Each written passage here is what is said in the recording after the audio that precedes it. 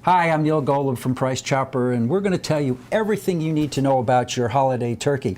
I'm here with Maureen Murphy, who is our food and expert, and she can tell us a lot of stuff that we need to know. Maureen, tell us, fresh or frozen turkey, any difference? Not at all. It's really personal preference. There's no significant difference in quality. For a lot of people, it's just the fact that a fresh is ready to cook. Well, I'll tell you, in my household, we've tried fresh and frozen. When you cook them and they're cooked right, I can't tell the difference, and I've been doing it for years. Wow. Okay, thawing a turkey, very important for people to know the right way. Don't thaw on a kitchen counter. That's the first rule of thumb, right? You'll run the risk of bacterial growth, and then you'll get into trouble with foodborne illness. It's always advisable, if you can, to thaw it in the refrigerator. And what you do is you estimate about 24 hours for every 6 pounds of turkey. So, for instance, a 12-pound turkey would be 2 days, a 16-pound would be closer to 3 days, and a 20-pound turkey would be closer to 4 days. Up 4 days, so you have to be careful. I like to keep it chilled, and I always tend to think about 34, 36 degrees. I want to keep the temperature of that bird until we cook it. Now, what happens? You get with a frozen turkey down to last morning. Can you still thaw it out? Yes, you can, and we do get those panic calls from some of our guests. Leave it in its original wrapper, put it breast side down in a sink filled with cold water, and change that cold water every 30 minutes. You want to make sure you keep the surface of the turkey cold, so you don't want to run that risk of bacteria growth. Okay. So you estimate, just so people have an idea about time, you estimate about half the turkey's weight plus 1 hour is how long it's going to take you. So you need a few hours to do that. You need time, for sure. Okay. Right. Now let's talk about seasoning a turkey. We usually use in our house salt, pepper, maybe seasoned salt, a little garlic maybe. Yep, absolutely. And you know, some people, if they're not going to stuff the turkey, will actually put some celery or some carrots inside the cavity. If you're not going to stuff it, make sure you season it inside as well. A little bit of salt and pepper and some garlic. Inside and out. Outside. Now, let's talk about stuffing.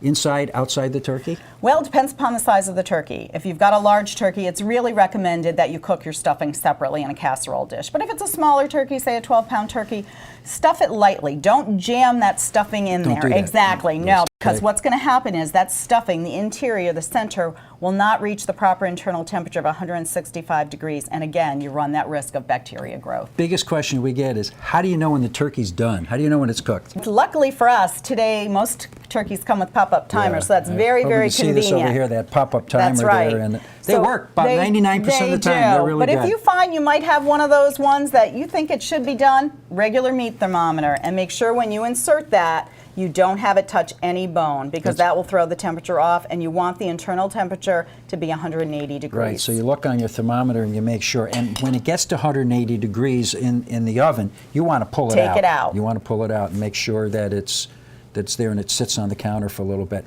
Some people cook them in bags. You don't need to do that. There are a lot of different gimmicks cooking turkey. I think the best way to do it, most flavorful, is in a roasting pan, left uncovered. Don't cover it, because when you cover, it's almost like steaming it. So if you find that your turkey's browning too quickly, just cover it with a loose foil tent, and that will compensate for that overbrowning. A lady said to me recently, how do you get a nice brown turkey? And we got an easy solution for that. Clarified butter makes it really easy. And all that is when you melt the butter, you skim away the foam that's on the top. Those are milk solids, and you just skim those away, and what you've got is clarified butter. And you butter it down on all the sides, and that's what you do, and that'll produce a really brown turkey when you're done.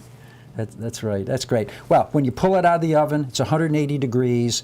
I'm going to let it stand for about a half an hour to 45 minutes, because it's hot inside and it needs to dissipate. Otherwise, you cut it, you're going to burn yourself. You're going to burn yourself, and you're going to hack it, and the presentation won't be nice. So you want to make sure you allow it to sit. That's great. Okay, that's the first part. We're going to come back in just a second and talk to you about how do you carve and serve a turkey, the most fun part.